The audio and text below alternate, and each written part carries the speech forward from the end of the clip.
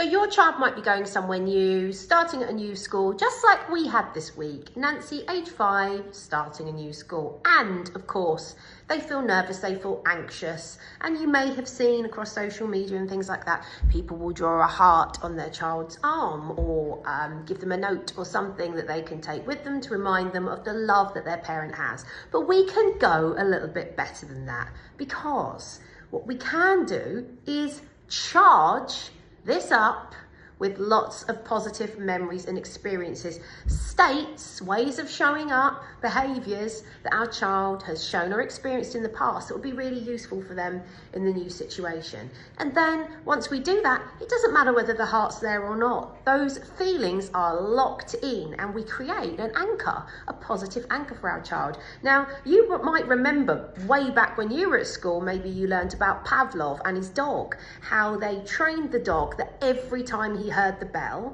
he would salivate, because they built that association between the dog hearing the bell and having food. It's a little bit like that. So what we're looking to do is to find a covert spot on your child, ideally not something that they're going to be brushing against other kids or using all the time. So something like a position here on the wrist, or a little side, or something, somewhere where you can create a magic button. I like to go for the wrist, and I do like to draw the heart on because it's a really great visual for them first of all. And then as it rubs off, because let's face it, there'll be days we'll forget to draw this on, or it will get washed off. They do wash their hands occasionally. Then we have then hardwired the connection between this part of the body with the feelings that we're trying to associate with it.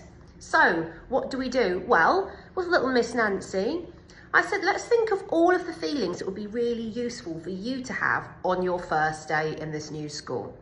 So we came up with feeling really, really loved, feeling excited and optimistic, almost curious, what's this going to be like? Feeling safe, feeling excited to learn, and feeling calm. So what we did was, and what you can do with your kids, is to draw the heart on, explain to them, we're going to make a magic button here, and what we're going to do is load all of the great experiences that you've had into it, so that anytime you want to feel really positive and safe and great in your body, you have this magic button that you can fire off, and your brain will then help you feel like that in your body. Ooh, who wouldn't want one? Not just for kids, right? So what you then do is you get your child to go back in their mind and think of a time that you felt that thing. So think of a time that you felt really loved. So loved that you can feel those feelings in your body. Let's imagine floating back into that you in that moment that you felt really loved. And as you do, float back into you, and what can you see, hear and feel in that moment of feeling really loved? What's it like in your body? Let's allow those feelings to feel even bigger and better, and you can feel even more love inside. And at the peak, when your child is really in that state and you can see it, you can see their cheeks flush and you can see their body change, we want to get them to press that at the peak for about 15 seconds, just at the peak of it, and press, press, press, press, press, noticing how great you feel inside, how amazing you feel, the love, notice what you can see, hear and feel, and then let go and let the feelings just relax and shake it out. Because what we want to do is we want to load all that good stuff in at the peak of it, not as it's dying out, not as it's building up, at that crescendo of noticing how amazing it feels in the body. And what we're doing is we're getting the child to actually go back into that moment and re-access it. It's a funny thing, because we often access times in the past that are unhelpful, but aren't very good at going back into the times that we felt great. So we might remember an experience that we had, a really bad experience, I don't know, with animals, or fell off a bike, or went somewhere, or had an argument with someone, and we experience it in our body like we're there. The pain, the frustration, the anger, all of the bad stuff. But how often do we train ourselves to actually go back and access the good? Well, this is what this is about. Creating an anchor is what we're doing. We are choosing to go back to the good stuff, to let our brain know, because our brain's fantastic. They don't know whether something is real or imagined. This is how we have phobic reactions, right? So when we're positively constructing this, we can do some real magic stuff.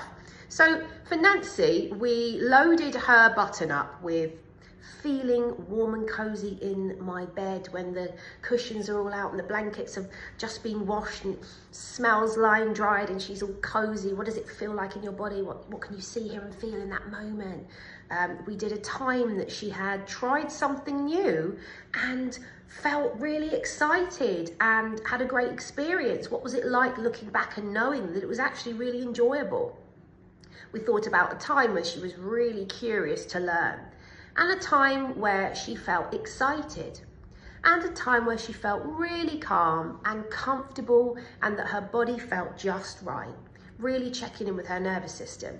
And then every time we went back in her mind, step into that moment. What can you see, hear and feel? Notice the feelings, make them stronger. When it got to the really intense point, we anchored it onto here. So she went in yesterday and there were a few wobbles as we were going in. And then I said, remember your button. Press your button and take a deep breath in. And her whole physiology shifted. The chin went up and she said, Mum, I'm going to be fine. I'm going in. And she did, and she's done really well. Now, I'm not saying there won't be wobbles, but she knows that it's there. And interestingly, this morning when I said, oh, shall we draw your heart back on? She said, I don't need the heart, Mum. I know my button's there. It's already done. I can get it when I need it. So all she needs to do is just to gently press her wrist, take a deep breath in, and she can reaccess all the stuff that we made. This is a super fun thing to do. I love doing this with kids, and I really like to involve them and to get them to think of all the ingredients they'd like to mix in so that they can feel fantastic when they're doing that thing. Perfect for transitions.